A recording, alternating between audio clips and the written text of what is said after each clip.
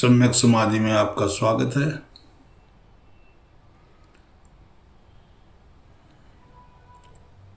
साधना के मार्ग पर विपश्यना को जिस प्रकार आपको समझाया गया है, सर से पैर तक, पैर से सर तक एक एक अंग को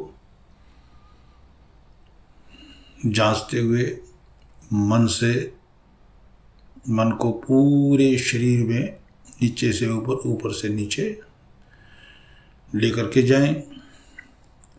क्या क्या संवेदना हो रही हैं उसको अनुभूत करें। अपनी और अपने भीतर अंतर्मुखी हो ध्यान करें। बाहर की ओर जाने से बचें, अपने भीतर की यात्रा करें। जैसे उदय हुआ बे हुआ, ऐसे करते करते एक स्थान पर पहुंचा कि काया है तो बस काया है, चित्त है तो बस चित्त है। बोध, इसका खाली बोध करें। साक्षी भाव में इसको देखते रहें। किसी प्रकार के राग और द्वेष को ना उभरने दें। आप बैठ के जिस प्रकार करते हो, तो इसको इरियापथ कहा है इसको, कि और इरियापथ में 4 मार्ग हैं। 4 मार्गों से आप साधना कर सकते हो। बैठ के कर सकते हो, खड़े होकर, लेटकर और चलते हुए। अब बैठ के आदमी कितने समय साधना कर सकता है? जितना ज़्यादा से ज़्यादा आप बैठ के कर सकते हो, बैठ के करें। जब आप खड़े हो तो खड़े खड़े ये जानो कि मैं खड़ा हूँ। जब आप चल रहे हो तो चलते हुए जानो कि मैं चल रहा हूँ। आप लेटे हो तो लेटते हुए जानो कि मैं लेटा हूँ। केवल इतना जाने। जब दिन प्रतिदिन आप इस सजगता में बने रहेंगे कि मैं लेटा हूँ, मैं चल रहा हूँ, मैं खड़ा हूँ, तो आपको, मैं बैठा हूँ, तो आपके भीतर जो है ये पुष्ट होने लगेगा कि आपको ये अनुभव होने लगेगा कि मैं बैठा हूँ, मैं खड़ा हूँ, मैं लेटा हूँ, मैं चल रहा हूँ। ये सजगता आपके भीतर दिन प्रतिदिन बढ़ने लगेगी।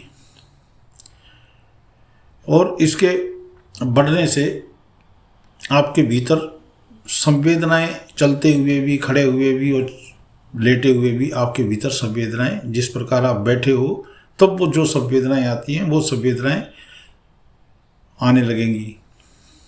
वो कम ही सही, लेकिन आने लगेंगी। यानी कि 24 घंटे ध्यान के मार्ग पे आपका चलना तय हो जाएगा। अब जो बाहर के विषय से आपको बचना है। जो बाहर के जो विषय हैं वो शब्द, स्पर्श, रूप, रस, गंध।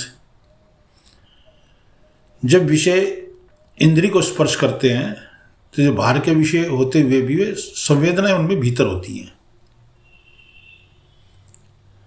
जैसे कोई शब्द आपके कान में पड़ा तो उसकी संवेदना, उसकी प्रतिक्रिया भीतर हुई। हवा का जो स्पर्श आपकी त्वचा से हुआ, लेकिन उसकी अनुभूति भीतर हुई। तो जो विषय हैं उनकी अनुभूति भीतर होती है। मन और शरीर का जो स्पर्श है, स्पर्श होता है, जो मन और शरीर का जब स्पर्श होता है तो संवेदनाएं प्रकट होती हैं। इन दोनों संवेदनाओं को कहेंगे, चाहे मन से जो संवेदनाएं प्रकट हो रही हैं या आपके शरीर से जो संवेदनाएं प्रकट हो, इन दोनों को कहेंगे अनित्य हैं, अनित्य है। इस प्रकार आप जैसे आप कहते हैं उदय हुआ बे हुआ, ऐसे करते करते एक स्थान पर पहुंचा कि बस ये काया है तो ये काया है। चित्त में चित्त को देखा तो जाना कि चित्त है, तो ये केवल चित्त है, साक्षी भाव से इसको देखा। इसी प्रकार आपने किसी संवेदना को देखा तो साक्षी भाव में उसको जाना कि वेदना है, तो ये वेदना